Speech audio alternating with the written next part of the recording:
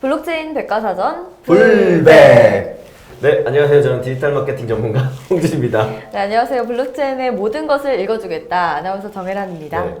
에나님 어떻게 이제 더 많이 알겠나요? 네, 열심히 하고 있습니다. 네네네. 벌써 8번째 시간입니다. 아이고, 네. 정말 이제 네. 끝이 점점 네, 보이는 거죠? 끝을 향해 치달아가고 있는데 네. 점점 더 키워드가 어려운 게 나오고 있어서 네, 정말. 저도 설명하기가 쉽지 않고 읽어주시기도 쉽지 않고 그러니까요. 네. 그래도 오늘 또 18번째 한번 네. 달려보도록 하겠습니다. 네, 알겠습니다. 첫 번째 키워드는 IPFS입니다. IPFS는 모든 컴퓨팅 장치를 동일한 파일 시스템으로 연결하려고 하는 P2P 분산 파일 시스템입니다. 네, 서버 클라이언트 기반의 FTP를 P2P 방식으로 구현한 것이 토렌트였다면 IPFS는 서버 그리고 클라이언트 기반의 웹을 P2P 방식으로 구현한 것이다. 네, 그렇습니다.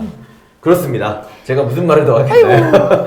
네. 네, 그래서 그냥 IPFS 방식은 어떤 데이터를 분산화해서 저장하기 위한 기본적인 방식에 대한 키워드라고 보시면 좋을 것 같고요. 네네. 네, 인터플래네터리 파일 시스템이라고 부르고 있는데 기본적으로는 사실 요 비슷한 거를 그래서 가끔 제가 보면 그 뉴스 공장 진행하는 김어준 네. 공장장이 맨날 이거 토렌토랑 같은 거 아닙니까? 블록체인 시스템 이 얘기 할 때 요거 때문에 나오는 건데요. 네. 이 P2P 분산 파일 시스템이라는 게 중요한데 요거를 이미 구현했던 비슷한 케이스가 있습니다. 그래서 지금 에라님이 읽어주신 것처럼 서버 클라이언트 기반의 FTP 파일 트랜스퍼 프로토콜을 P2P 방식으로 구현한 게 토렌토라는 게 있었습니다. 그래서 토렌토 혹시 들어보셨나요? 네, 토렌토 거기서 막 그쵸, 다운받아서 사실 보고 그렇게 약간 많이 어둠의 하는데. 다운로드라고 해서 막 그게 맞나요? 최신 영화나 최신 드라마를 거기서 사실 어떻게 보면 적법한 비용을 내지 않고 다운로드 받는 경우도 있고 막 무슨 성인물을 막 받는 경우도 있고 이제 그거의 대명사가 토렌트였던 토렌토. 거거든요. 그래서 토렌트의 핵심은 이렇게 좀 이해하시면 될 것 같아요. 어떤 데이터를 예를 들면 A라는 영화가 있다. 그러면 그동안은 어떻게 받았냐면 A라는 영화가 어떤 서버에 저장이 돼 있으면 그 서버에서 우리가 다운로드를 이렇게 받는 방식이었거든요. 네네. 근데 이 A라는 영화가 예를 들면 1기가다. 그럼 용량이 너무 크잖아요. 그럼 1기가를 여기에 저장해놓고 모든 사람이 여기 붙어서 다 받으려고 하면 어떤 데이터 트래픽이나 이 서버도 감당이 안 되고 받으려는 사람들도 너무 느려지고 하는 문제가 있으니까 어떻게 하냐면 요 1기가짜리 파일을 떼다가 거의 100메가씩 50메가씩 다 쪼개가지고 각각의 에라님 PC에도 네. 100메가 넣어놓고 제 거에도 넣어놓고 막 이렇게 하는 거예요. 근데 제가 가지고 있는 100메가 부분에는 여기 부분이 없잖아요. 그럼 이쪽 서버에서 가져오는 게 아니라 분산화된 형태로 여기서 가져오는 거예요. 그러니까 본인이 어떻게 보면 파일을 받는 사람이자 파일을 주는 사람이 되는 거죠. 이게 보통 블록체인 생태계에서 말하는 내가 소비자이자 생산자가 된다는 좀 비슷하기도 한 건데 네. 그래서 파일을 제가 받을 때 파일들이 잘라져 있고 잘라진 파일을 일부 받고 나면 그 잘라진 파일 이외에 다른 파일을 받을 때는 다른 또 어떤 참여자들에게 받고 본인이 가지고 있는 파일이 다른 참여자가 없을 때는 나눠주는 역할도 하는 그래서 받는 역할과 나눠주는 역할을 동시에 하는 거를 P2P 분산 파일 시스템 정도라고 보시면 될 것 같고요. IPFS는 그거를 서버 클라이언트 기반의 웹을 P2P 방식으로 구현한 거다 그러면 이제 웹이라 하면 브라우저나 이런데 트래픽이 있는 그런 것들도 요와 같은 방식으로 구현할 수가 있고 실제로 다양한 형태의 지금 블록체인 기반의 비즈니스나 서비스를 만들 때 이 IPFS의 파일 저장 방식 혹은 P2P 분산 파일 시스템 방식이 많이 활용되고 있다 정도로 이해를 해주시면 될 것 같습니다. 그리고 아까 말씀드린 것처럼 그 원리는 제가 아까 말씀드린 것처럼 하나의 서버에 있는 파일을 모든 사람이 가서 다운받는 게 아니라 그 중에 일부를 받아서 그거를 나도 이렇게 얘기하면 자꾸 다단계 같이 돼서 그렇게 하는데요. 다단계처럼 나도 확산시키고 나한테 없는 부분을 다른 사람한테 받아오고 내가 있는 부분 다른 사람한테 확산시키고 이런 부분들을 진행을 한다고 보시면 되고요. 네네. 그렇게 보면 되게 합리적으로는 들리죠. 그쵸? 네, 근데 이제 이슈는 뭐냐면 사실 조금만 더 얘기해드리면 네.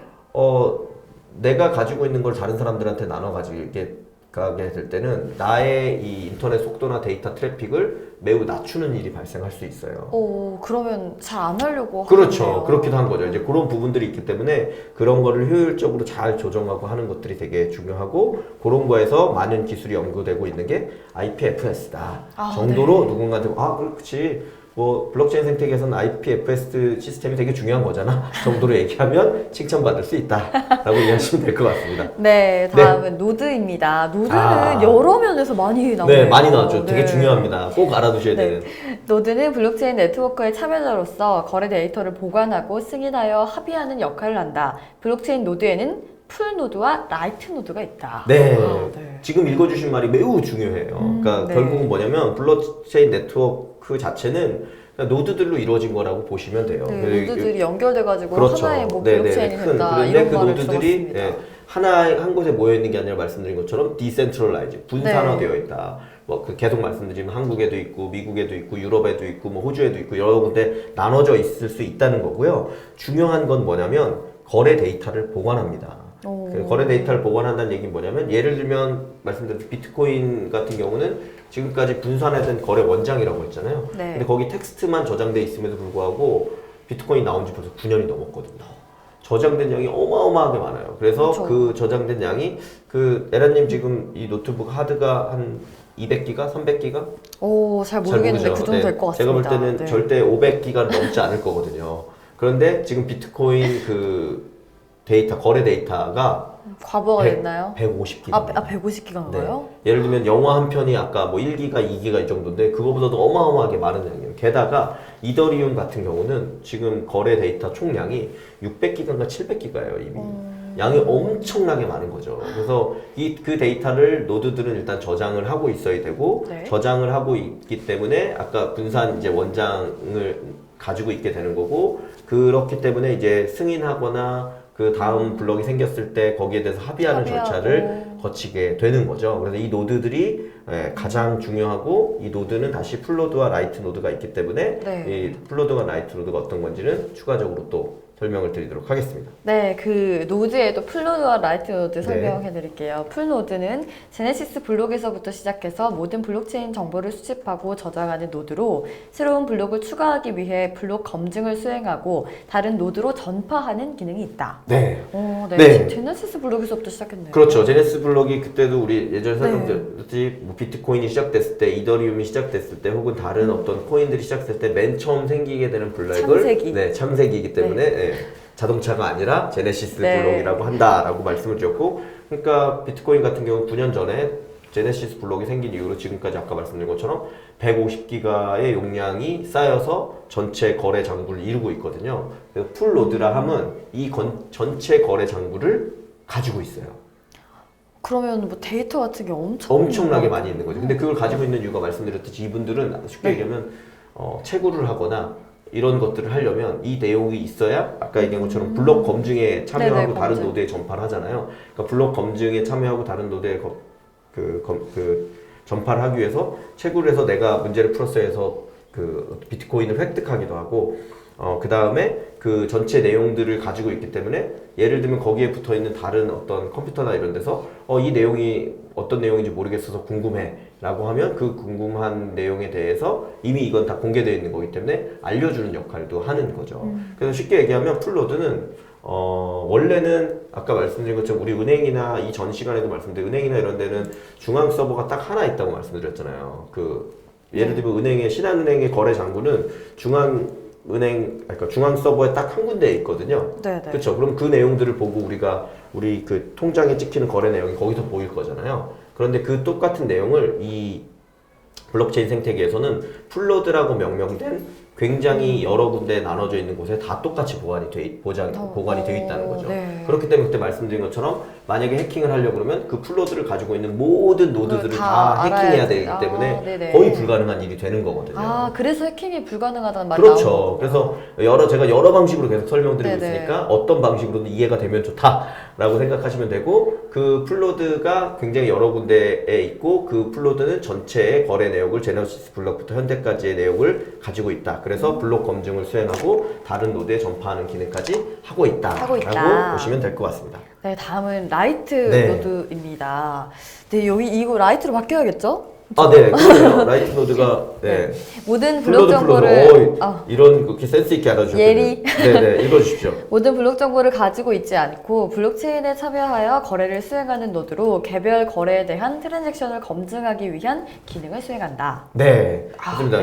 그 아까 말씀드린 것처럼 뭐 150기가, 아이고. 500기가, 600기가 이렇게 저장하려면 너무 용량이 크잖아요. 네. 그래서 이 노드들 중에도 너무 많은 용량을 가지고 있기 힘든 경우에는 이 라이트 노드라고 해서 정말 가벼운 노드 역할을 하는 거죠. 그래서 모든 블록 정보를 가지고 있지는 않지만 블록 그 체인 거래에 참여해서 트랜잭션을 검증하는 일을 하기 때문에 소위 말하는 이 뭐 헤더에 들어가 있는 중요 데이터들만 가지고 있어요. 그 다음에 이제 거래 데이터나 이런 것들을 알기 위해서 보통 어떻게 하냐? 풀로드에 아까 말씀드린 것처럼 요청을 합니다. 네네. 그래서 그 내용을 확인해서 트랜잭션을 검증하는 작업에는 참여를 할 수 있도록 이렇게 되어 있습니다. 그래서 아까 기본적으로 노드에는 풀로드와 라이트 노드가 있고 라이트 풀로드는 여기 위에 설명드린 것처럼 풀로드는 블록 검증을 수행하고 다른 노드에 전파하는 기능을 하고요. 라이트 노드는 기본적으로 본인이 가지고 있는 정보에다가 필요한 경우에 풀로드의 정보를 요청해서 그 내용들을 가지고 개별 거래에 대한 트랜잭션을 검증하는 기능을 수행한다 라고 보시면 될 것 같고, 이런 것들이 합쳐져 있는 게 바로 노드다. 노드이고, 그게 블록체인 네트워크에 참여하는 참여자, 그래서 거래 데이터를 모두 보관하고 있는 게 노드이다라고 보시면 될 것 같고, 참여자다. 그 블록체인 시스템을 운영하는 것 중에 P2P 분산 파일 시스템은 IPFS라고 부르고 있다 정도로 요약해서 이해하시면 될 것 같습니다. 정말 딱 이렇게 묶음이 있네요. 네네. 그래서 관련된 내용이라서 네네. 한꺼번에 소개를 해드렸습니다. 네, 오늘 여기까지 하겠습니다. 네, 감사합니다.